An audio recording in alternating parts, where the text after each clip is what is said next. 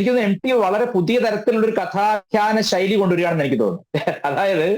അതായത് ഈ കൗരവരോട് പറയുകയാണ്, നിങ്ങൾ എല്ലാവരും പിഴച്ചവരാണെന്ന് പറയുന്നതിന് പകരം നിങ്ങളിലും ചില ഗുണികൾ ഉണ്ടായിരുന്നു, അവരെയൊക്കെ നോക്കിയിട്ടെങ്കിലും നിങ്ങൾക്കൊന്ന് നന്നായി കൂടെ, എന്തിനാണ് ഇങ്ങനെ നശിച്ച് ദുഷിച്ച് നാറിപ്പോകുന്നത് എന്ന് ചോദിക്കുന്ന പോലെയുള്ളൂ. ഒരു പക്ഷേ EMSന് ഇതുപോലെ പിണറായി വിജയന് കിട്ടിയതുപോലെ താലത്തിൽ വെച്ച് 2 or 3 തവണ അധികാരം കിട്ടിയിരുന്നെങ്കിൽ പിണറായി വിജയനേക്കാൾ ദുഷിച്ചു പോവായിരുന്നു EMS എന്ന് വ്യക്തിപരമായി ഉറച്ചു വിശ്വസിക്കുന്ന ആളാണ് ഞാൻ.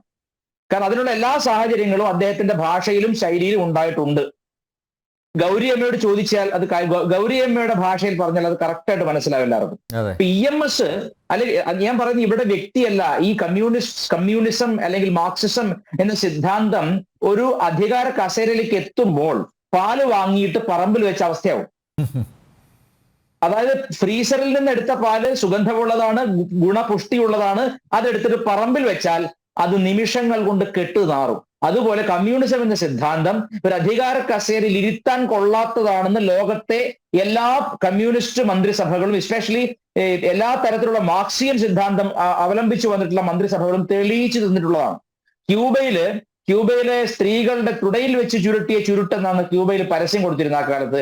പിന്നെ ചുരുട്ടിന് പരസ്യമായിട്ട് സുന്ദരികളായ സ്ത്രീകൾ തുടയിൽ വെച്ച് ചുരുട്ടിയ ചുരുട്ട് എന്നാണ്. എന്ന് വെച്ചാൽ അതിന്റെ അർത്ഥം മനസ്സിലായല്ലോ.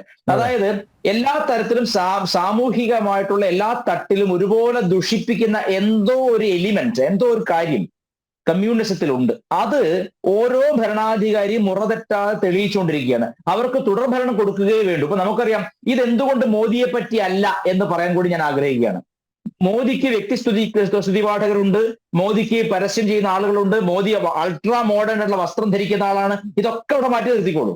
പക്ഷേ മോദി എപ്പോഴാണ് ഈ പറഞ്ഞതുപോലെ മോദി വരുന്ന വഴിയിൽ ഇങ്ങനത്തെ വസ്ത്രം ധരിക്കാൻ പാടില്ല, മോദി വരുന്ന വഴിയിൽ ആരും പ്രതിഷേധിക്കാൻ പാടില്ല, മോദിയോട് ആരും എതിർത്ത് സംസാരിക്കാൻ പാടില്ല, അല്ലെങ്കിൽ അപ്രൈമാ ലാ ഡെലൂഷ് എന്ന് ലൂയി 16 പറഞ്ഞതുപോലെ എനിക്ക് ശേഷം പ്രളയം എന്ന രീതിയിൽ ആരാണ് ഭരിച്ചിട്ടുള്ളത്, മോദിയാണോ പിണറായിയാണോ? അപ്പൊ മോദിയുടെ 2ാം ഘട്ടത്തിൽ മോദി ആദ്യത്തേതിനേക്കാൾ കൂടുതൽ ശോഭയോടുകൂടി ജനമനസ്സുകളിലേക്ക് വരികയും വികസനം നമ്മൾ ചിന്തിച്ചിട്ടില്ലാത്ത അത്രയും അളവിൽ വലുതാവുകയും ചെയ്തു. ഇപ്പൊ മോദി സാധാരണക്കാർക്ക് വേണ്ടി ഗ്യാസ് കണക്ഷൻ കൊടുക്കുന്നു, അല്ലെങ്കിൽ സാധാരണക്കാർക്ക് വേണ്ടിയിട്ട് ചിന്തിച്ചിട്ട് വീടിന്റെ പദ്ധതികൾ കൊണ്ടുവരുന്നു. അങ്ങനെയുള്ള പദ്ധതികൾ പോലും കൈയിട്ട് വരുന്ന പിണറായി വിജയനെയാണോ അതോ മോദിയാണോ MT വാസുദേവൻ നിന്ദിച്ചതെന്ന് മനസ്സിലാക്കാൻ അല്പം അരിയാഹാരം കഴിച്ചാൽ മതി. അതിനൊരു ഉദാഹരണം പറഞ്ഞാല്, ഇവിടെ ലൈഫ് പദ്ധതി കൊണ്ടുവന്നു, ലൈഫ് മിഷന്റെ പേരിൽ നടത്തിയ അഴിമതി എത്രയാണ്? സാധാരണക്കാർക്ക് അന്തിയുറങ്ങാൻ ഇടമുണ്ടാക്കാൻ വേണ്ടി കൊണ്ടുവന്ന പദ്ധതിയിൽ പോലും കൈയിട്ട് വരെ സർക്കാരാണ് ഇവിടെയുള്ളത്.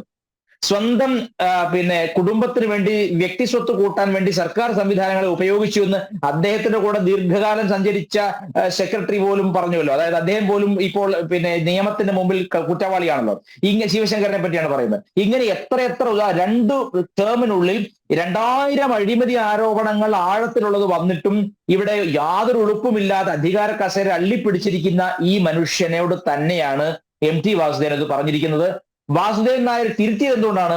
കേരളത്തിലായതുകൊണ്ടാണ്. തിരുത്തിയില്ലെങ്കിൽ വാസുദേവൻ നായരുടെ പല്ലടിച്ചു കൊഴിക്കാൻ പോലും ഈ ഡിവൈഎഫ്ഐയുടെ രക്ഷാപ്രവർത്തക സംഘം മടിക്കില്ല എന്നുള്ള കാര്യം നമുക്ക് അടുത്ത കാലത്തെ ചില സംഭവങ്ങൾ നിരീക്ഷിച്ചാൽ മനസ്സിലാവും.